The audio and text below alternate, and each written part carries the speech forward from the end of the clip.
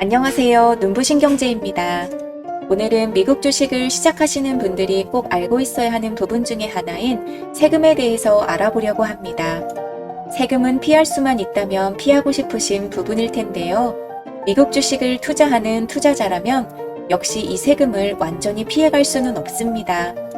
그 첫 번째로 증권거래세가 있습니다. 증권거래세는 미국 주식 매매 과정에서 자동으로 차감되기 때문에 투자자가 별도로 신경 쓰지 않아도 되고요.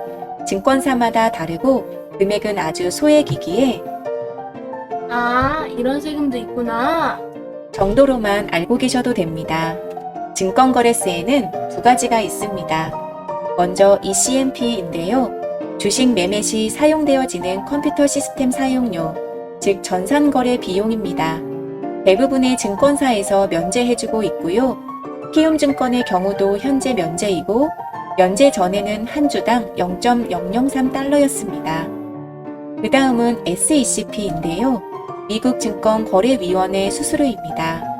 연중 수시로 변경이 되고 보유 중인 주식을 매도할 때만 발생이 되며 키움증권의 경우는 매도 금액이 0.000051달러이고 SECP가 0.01달러 미만인 경우는 0.01달러로 적용됩니다.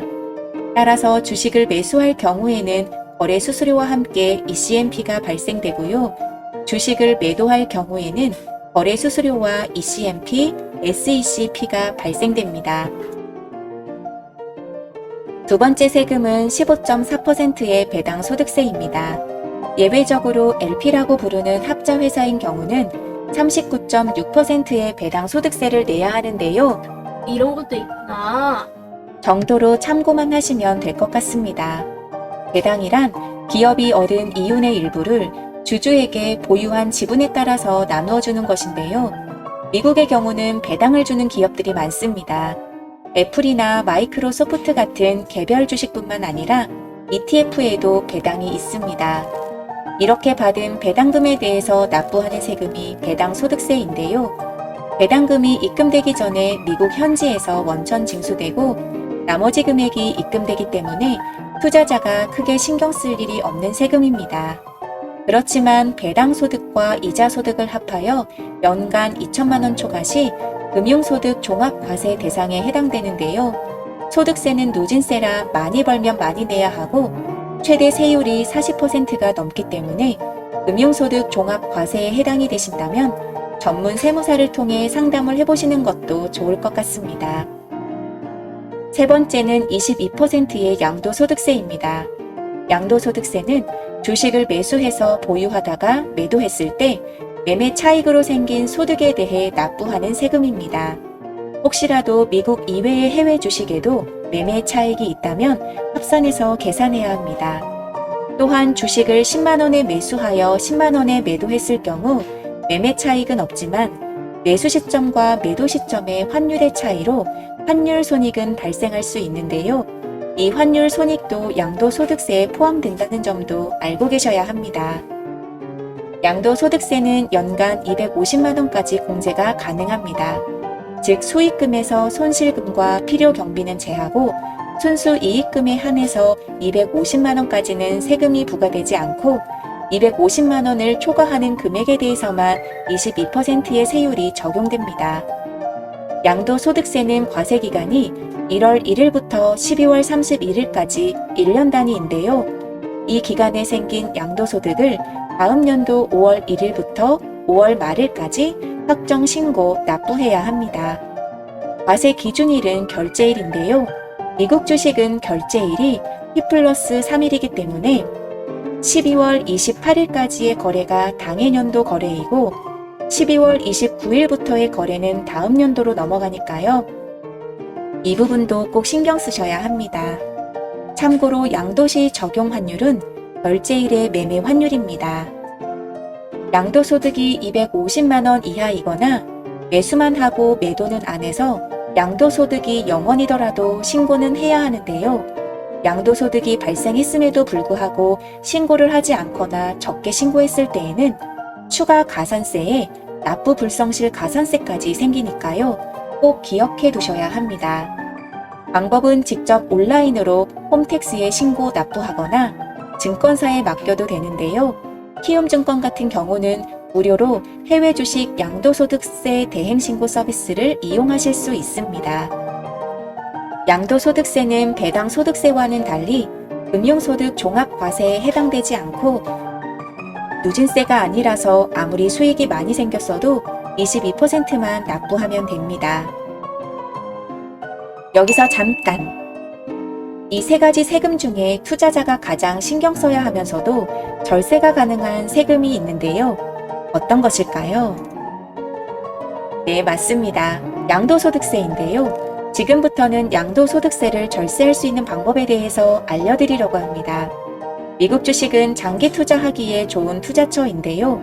부득이하게 보유 중인 주식을 매도해야 할 일이 생기신다면 참고해 보시기 바랍니다. 양도소득세 절세 방법으로는 첫 번째 분할 매도가 있습니다. 연간 250만 원의 공제가 가능하니 연수익금이 250만 원이 넘지 않도록 올해와 내년으로 나누어서 분할 매도를 하는 것입니다. 두 번째는 이익과 손실을 통산하는 것입니다. 양도소득세를 계산할 때는 수익금에서 손해본 손실금은 빼주기 때문에 손실 중인 종목이 있다면 함께 양도해서 양도 차익을 줄일 수 있습니다. 그리고 손실난 주식을 계속 보유하고 싶다면 양도 후 다시 매수하시면 양도 차익을 줄여서 세금도 줄이고 원래 가지고 있던 주식도 그대로 보유할 수 있습니다. 세 번째는 가족 증여입니다.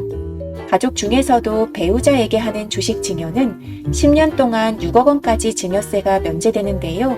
예를 한번 들어볼게요. 애플 주식을 10만 원일 때 100주를 사서 보유 중인데 급하게 현금이 필요해서 양도하려고 보니 현재가가 한 주에 20만 원이 되었네요. 증여 없이 내가 바로 매도할 경우 납부해야 하는 소득세는 165만 원입니다.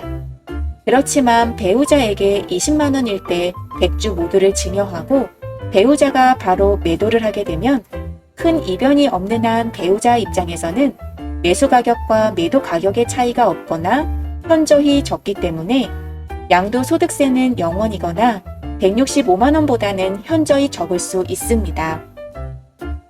참고로 배우자의 주식 매수 가격은 증여일 전 2개월, 증여일 후 2개월, 총 4개월 동안의 종가 평균으로 정해집니다.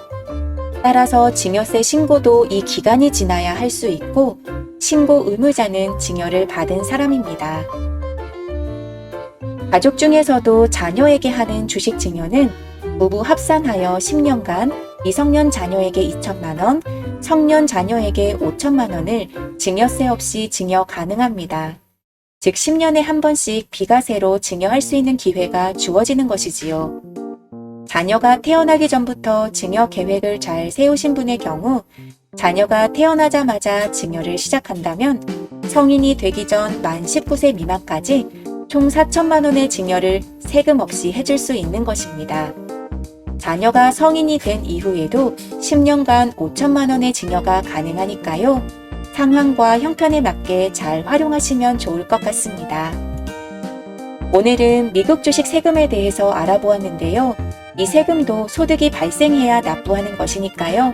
세금 걱정보다는 수익을 먼저 내는 것에 집중하시면서 세금 관련한 세법은 오늘 이후로도 개정이 이루어질 수 있기 때문에 늘 경제에 관심을 가지시고 그때그때 필요한 부분을 공부해 나가신다면 큰 어려움 없이 재택 후에 성공하실 수 있습니다.